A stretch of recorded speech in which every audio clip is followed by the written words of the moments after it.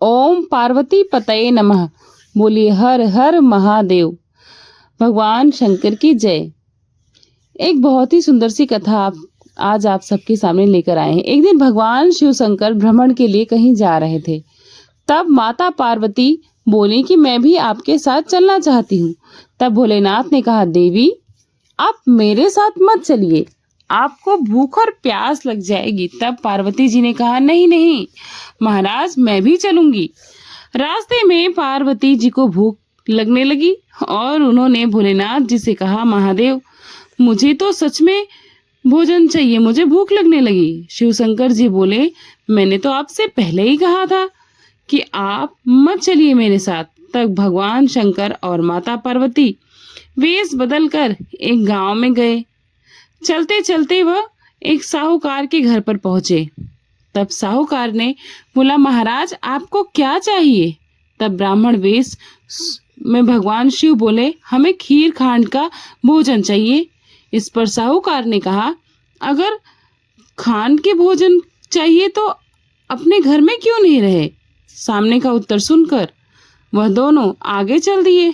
फिर उन्होंने एक बुढ़िया मिली और बोली, आओ महाराज बैठो, आपको क्या चाहिए?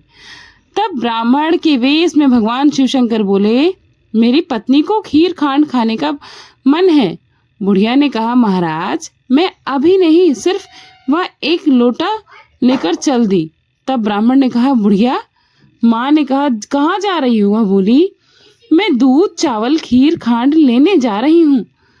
तब ब्राह्मण ने कहा, बुढ़िया माँ, अपने घर में दौड़ दूध के टोकने भरे हुए हैं, जा देख, चावल की परात भरी हुई है और खाद की बोरी भी है। बुढ़िया घर के अंदर गई और उसने देखा कि दूध चावल खांड सब थे। फिर अच्छे अच्छे से गीत गाए उसने और खुशी खुशी खीर बनाई।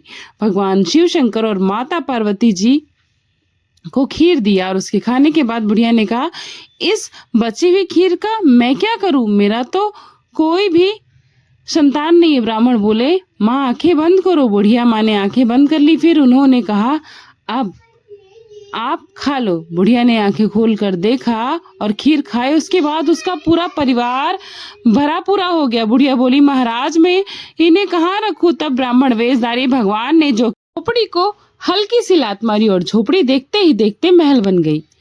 यह देखकर बुढ़िया माई बहुत खुश हुई और वह खीर के कटोरी भर भर के बांटने लगी। जब वह खीर देने साहूकार के घर गई तो साहूकार ने बोला, तेरे घर में खीर कहाँ से आई? तब बुढ़िया ने कहा, मेरे यहाँ खीर खांड का भोजन करने एक ब्राह्मण और एक ब्राह्मणी आए थे, उन्हीं के प्रताप से यह सब हुआ है।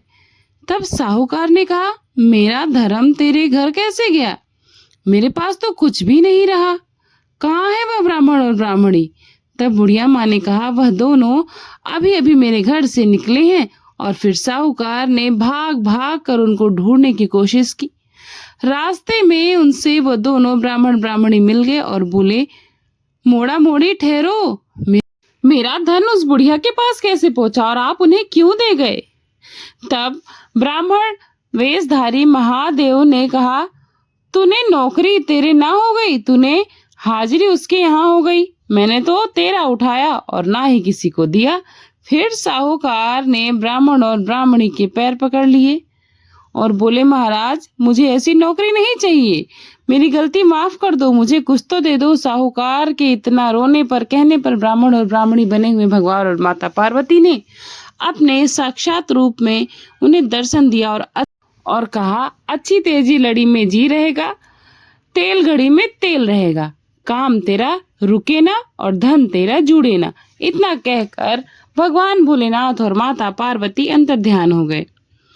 शिव शंकर भगवान और माता पार्वती, जैसे आपने उस बुढ़िया माँ पर कृपा की वैसे ही सब पर कृपा करना और हमारी कहानी सुनने वाले और रुककर हुंकार भरने वाले और सुनाने वाले सब पर अपनी कृपा बनाए रखना। साहूकार इन शब्दों के बारे में बार बार सोचता रहा साहूकार कि इनका अर्थ क्या हो सकता है और माता पार्वती भोले शंकर मुस्कुराते रहे। तो आज की कथा में बस इतना ही। आप सभी को ये कथा कैसी लगी कमेंट बॉक्स में जरूर बताइएगा। मिलती हूँ नए अध्याय के साथ, नई कथा के साथ। Thanks for watching Purnima Krishna blog. जय भगवान की और जय भोलेनाथ, जय माता पार्वती।